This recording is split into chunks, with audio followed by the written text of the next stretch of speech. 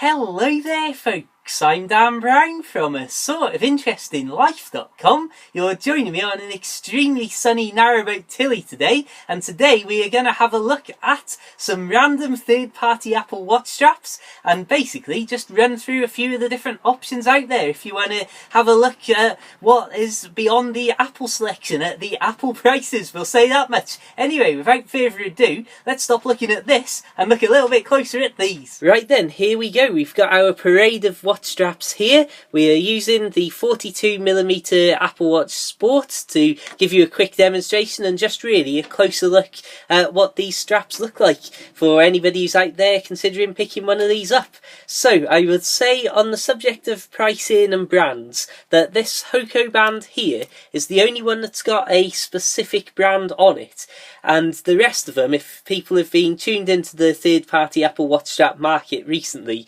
you may notice that there's a lot of these sports style bands and leather bands and the Milanese loop style bands that are being sold by many different people with seemingly identical products. Perhaps they are, perhaps they aren't, but with no specific brand and just more generic, right, this is a sports style Apple Watch strap, and no extra sort of details or anything to say where it's come from than that, if that makes any sense. So what I will do is post in the description of this video the specific links to each of these that I actually bought, the actual item on Amazon, so that you can see exactly which ones it was that turned up when I bought them from that seller or that listing. Equally, I'd say the prices, people may be familiar, are going up and down and all sorts of directions, well, just up and down really, constantly, and things like these, particularly like these more fancy looking straps, seem to vary in price wildly, and even just the same listing. I'm not sure if I don't think I've spent more than £20 something on any of these straps. I think maybe that was the most expensive one, but I have seen them listed at £30 odd, at lower, higher, and basically it's all over the place. So it's just the luck of the draw of when you actually come to purchase one of these yourself. So this central green strap here is the only official Apple Watch strap. Then we'll start with the simple one as well. I've got this, again, like I say, just a generic purple coloured sports style strap.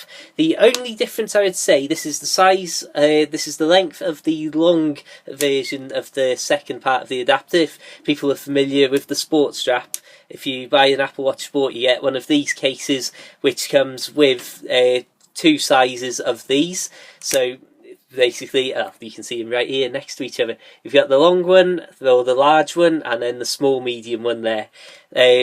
This, I would say, is just slightly stretchier than the actual real Apple ones. Just trying to keep this white balance and the incredible sun that we've got beaming through here from interfering too much with this video, but you get the general gist of those, and people have seen these sports style bands many times now.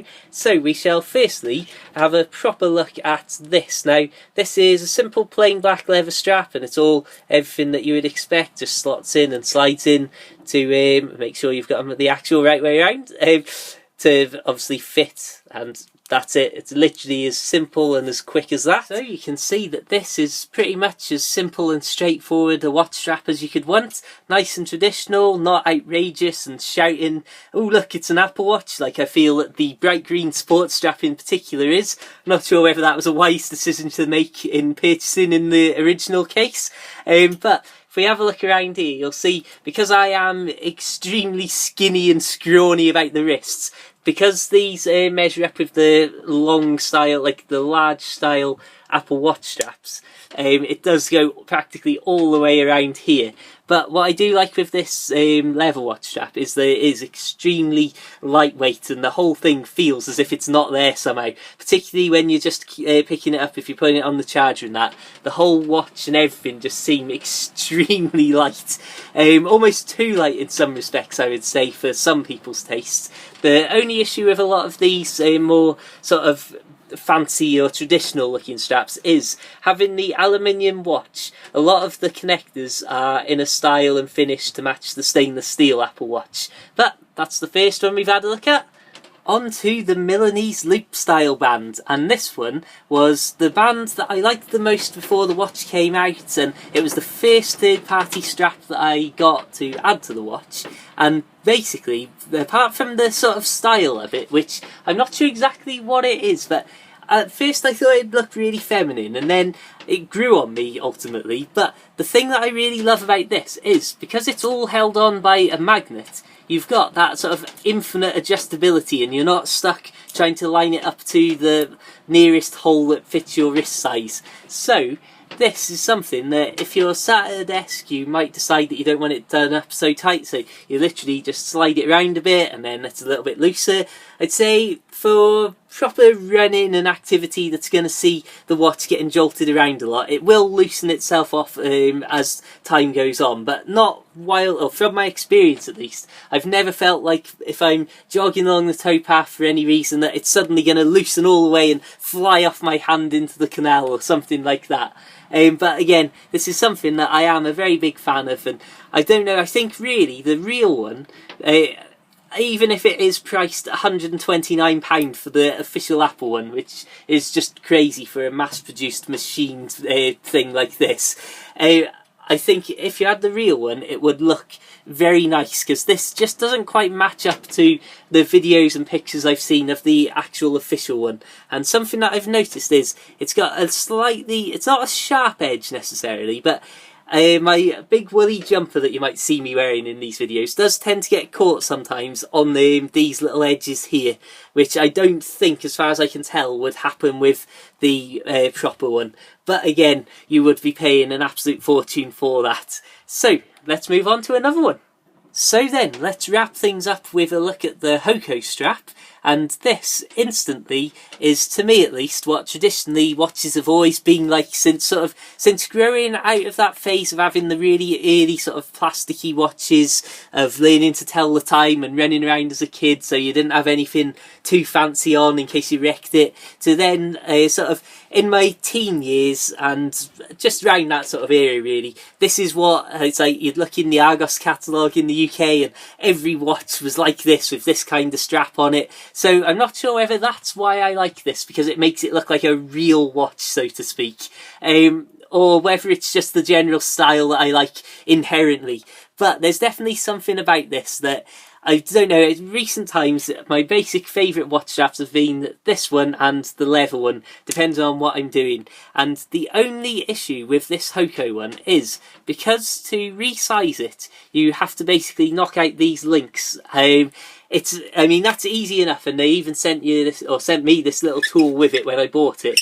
I mean, it literally is a matter of maybe 2 minutes to resize this. But because of that, you are literally, and you can see how much it's tight there to struggle to get it over my hand. Because of that, the sizing is basically, if you need to be in between sizes, it's just not going to happen. Where you can't, like with the leather one, if I needed to make it slightly smaller, I could just about make an extra small hole in it to do that. Whereas, if you need that on this, which I do ideally, I feel if I take one extra link out, then it's a little bit tight how it is currently as I was just wearing it. But if I add another link back in, then it's just a little bit too big all of a sudden. And neither of them are quite exactly how I want it. So I think I'm going to have to try and lose a bit of weight and just get it to be a little bit more comfortable when it's on the slightly tighter setting.